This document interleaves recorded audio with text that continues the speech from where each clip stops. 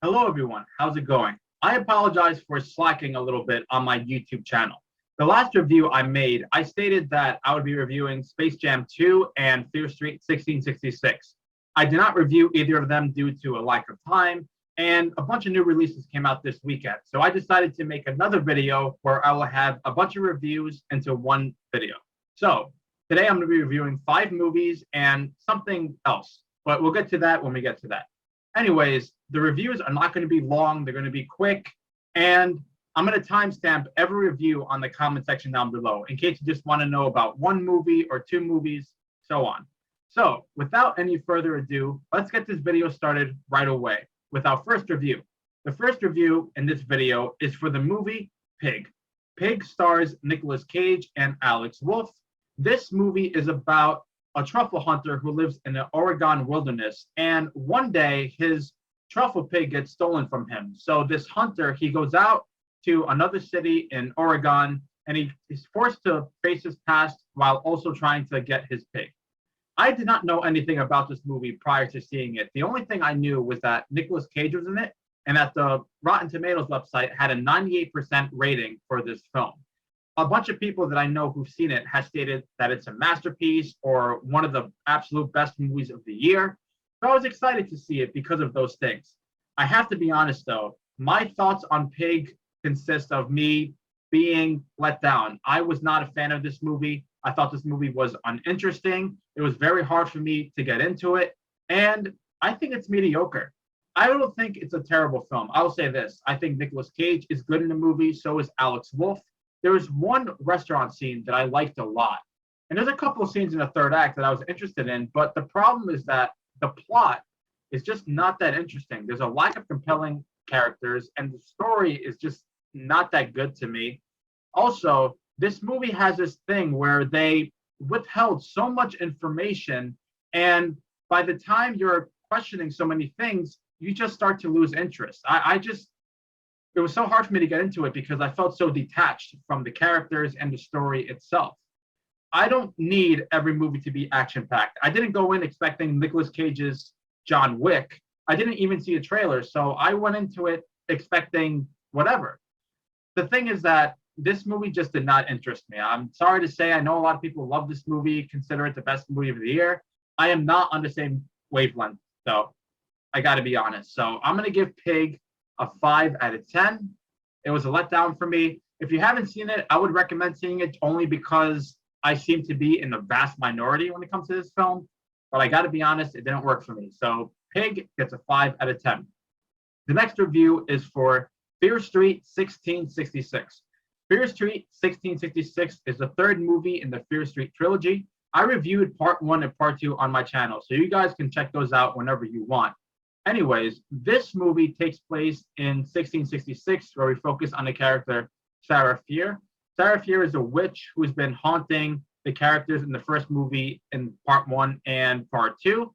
So we get a look at her origin story. We get to see who she was and what she went through and how she became a witch. We also focus on the characters in 1994, where they are teenagers who are trying to stop a series of brutal murders that's been going on in their town for the past couple of decades. So we have reached the final movie. The final movie is good. It's a solid conclusion to the trilogy that Netflix has released. I will say that this movie feels like 2 different ones. The first half is a slow burn, and you get to see what happens in 1666, while part 2, the second half of the movie, feels like a direct sequel to 1994. Like it literally picks up right after the events of that movie.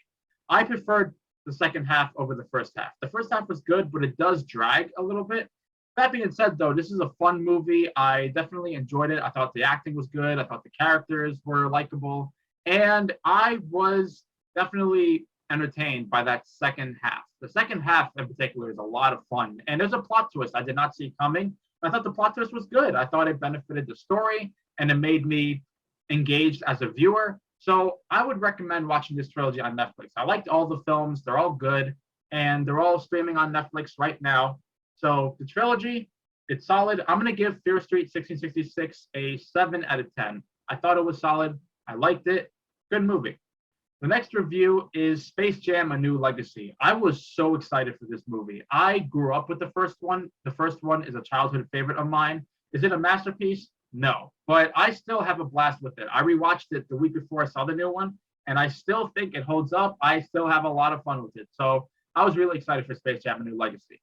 In this movie, we have LeBron James. Now, his son is kidnapped by an artificial intelligence, and he has to work with Bugs Bunny to try to get a basketball team so that they could win the basketball game to get LeBron James' son back. This movie is a blast. I had a lot of fun with Space Jam: A New Legacy. I think the first one is overall the better movie, but I do think there are elements of Space Jam: A New Legacy that's improved upon the first one. For instance, the villain, Don Cheadle, is much better villain than Danny DeVito in the first movie. I think Don Cheadle has a lot more to do as a villain. He is very likable. He's charismatic. He goes for it in this movie with his performance, and I thought he did a good job. I definitely dug the LeBron James and his son story arc. I like the whole thing had a heart to it, and the heart of the movie is definitely LeBron James and his son, where LeBron James wants his son to be a basketball player, and his son does not want to be one. He wants to do something else totally unrelated. And the movie is just a lot of fun. Now, not all the jokes land. The visual effects are really good for the most part. There's one shot towards the end, and I'm not going to spoil it, but that part looked really CGI heavy and didn't look that good. But all the other CGI was great, in my opinion. And this movie was just a lot of fun. I don't think this movie is trying to be an Citizen Kane or Pulp Fiction. It knows exactly what it is, and it does it well. It does feel overlong, though. This movie is 2 hours long. I don't think it needed to be that long. The basketball game itself is so much fun as well. So I'm going to give Space Jam: A New Legacy a 7 out of 10. It's definitely a fun time. I liked it. It was good. And I'm on the opposite side of critics of this one. I know critics trashed it, but to me, it's far from one of the worst movies of the year. I think it's fun. So I'm going to give Space Jam: A New Legacy a 7 out of 10. The next review in this video will be for the movie Old. Old is a new film from M. Night Shyamalan. M. Night Shyamalan delivers a very weird movie with this one. This movie is weird. Does it mean that I liked it? I think it's okay. It's all right. There are definitely things I like about it, but there's a lot of flaws with this one. So this movie takes place on a beach. There are a bunch of people. They go to vacation. They take a holiday. They're on this beach, and out of nowhere, with no explanation, all of them are starting to age very quickly. Like from 1 minute to the next, they are 10 years older, and they start to be baffled by the situation. They try to figure out what is going on. So the performances are hit and miss. There are some people that are good in this film. There are some that are not so great. And the screenwriting, so I like the concept. The concept is fascinating, and I like how ambitious the movie is, but I don't know. I don't know if I like the screenplay overall. I think the screenplay was very rushed. There's a lot of weird things happening. There are some things that are brought up, but then never really explored like they should be. And the twist is not bad, but the way it's executed could have been better. It's a movie that's hard to really gather your full thoughts on. I definitely don't think it's a bad one. It's a bad movie, and it's not a great movie by any means either. I'm very middle of the road with this one. I think it's okay. There are some good ideas here, and there are some good scenes here as well.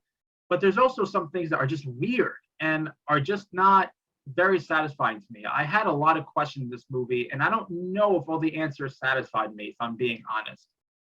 M. Night Shyamalan is not one of my favorite directors. I'll say that right off the bat. The Sixth Sense and Unbreakable, to me, are work of arts. They're both incredible films, and there's some that he's made that are good, like Signs, The Visit, Split, Glass, I liked. And everything else, I either wasn't a fan or I thought was just terrible. So he's not one of my favorites by any means. And this movie is, like I said, it's average. It's all right. I'm only fine with seeing it once because there's just a lot of things that hold it back for me. But in the end, I'm going to give Old a 6 out of 10. It's kind of hard to really put my thoughts in full on this one, but I thought it was just all right. The next review is Snake Eyes. Snake Eyes is a new G.I. Joe spinoff about the character Snake Eyes. Snake Eyes is a character who has a tragedy happen in his past, and because of that, he's trying to get revenge. He also goes team up with the Klan, and he's trying to infiltrate the Klan as well. And you have a whole bunch of things going on. How was Snake Eyes? Snake Eyes was okay. I thought it was all right. It definitely isn't a bad movie in my opinion, but it's nothing that memorable either. The action scenes are impressive. The choreography is good. There is a lot of shaky cam though with the action scenes, so that kind of dragged it down for me. I was into it at first. I did like the first action scene, and I was sort of into it as the movie went on, but later on it just gets kind of boring and it kind of becomes generic too. There's just nothing groundbreaking or new about this movie. And I don't need every movie to be groundbreaking or new. Space Jam 2 is not groundbreaking, but the problem for me with this film is that it does drag. There are moments that feel slow, and that 2 hour runtime, you do get to feel that at a certain point. Henry Golding is good in the film. I do like him. I think he did a good job playing Snake Eyes, and the rest of the performances are good. There are some really talented actors attached to this movie, and some of them are underutilized, unfortunately.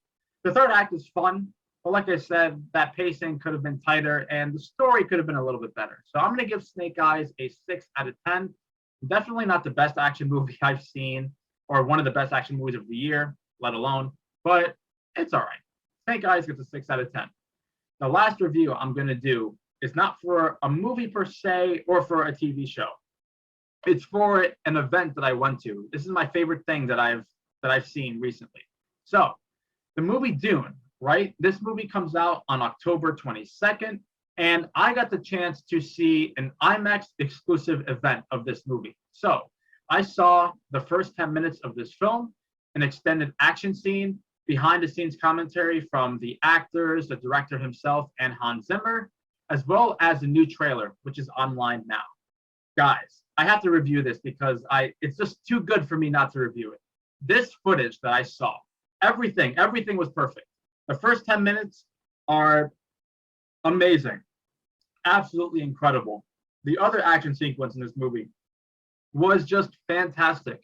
This movie looks so spectacular. I was already excited for this movie. This was my most anticipated movie of the year. My hype is so high because of the cast attached and the director himself and the source material. This footage made me 20 times more hyped. I didn't know how they managed to do that, but they did. And Hans Zimmer's score, it honestly sounds like it might be his best score yet. Everything about this movie looks epic. I think this is going to be the best epic since Lord of the Rings. And I mean that with all my heart. This looks so glorious. It looks like unlike anything we've ever seen. It looks like a one-of-a-kind type of movie. It looks like an event. Denis Villeneuve is one of my favorite directors working today. I love all of the movies I've seen from him, and this looks like it could be his best. Now, obviously, there's no way you can watch the first 10 minutes or the behind-the-scenes commentary I saw, but you can watch the new trailer if you haven't already. The new trailer is amazing. And I'm telling you guys, if this movie is not on your radar, you need to change that ASAP. You need to change that ASAP. You need to watch it in IMAX. I saw the first 10 minutes in IMAX, and I'm telling you, there's no other way to watch this movie than IMAX. Go, just spend the money and go to an IMAX theater. And it's part one of a movie too. So there's Dune part one, and there's Dune part two, I think, coming out next year. So we want part one to do well, so there could be a part two. And there you have it. I would give that footage a 10 out of 10. I know it probably doesn't count a rating, but everything was perfect.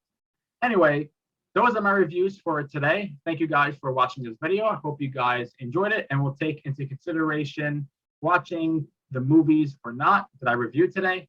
And my next review will be for a show that I watched called Snowfall. And I'm excited to talk about it with you guys. I'll review that for you guys soon. And make sure to like this video, subscribe to the channel if you haven't, share the video if you want, and I'll see you guys next time. So until then, take care, have a good one, bye.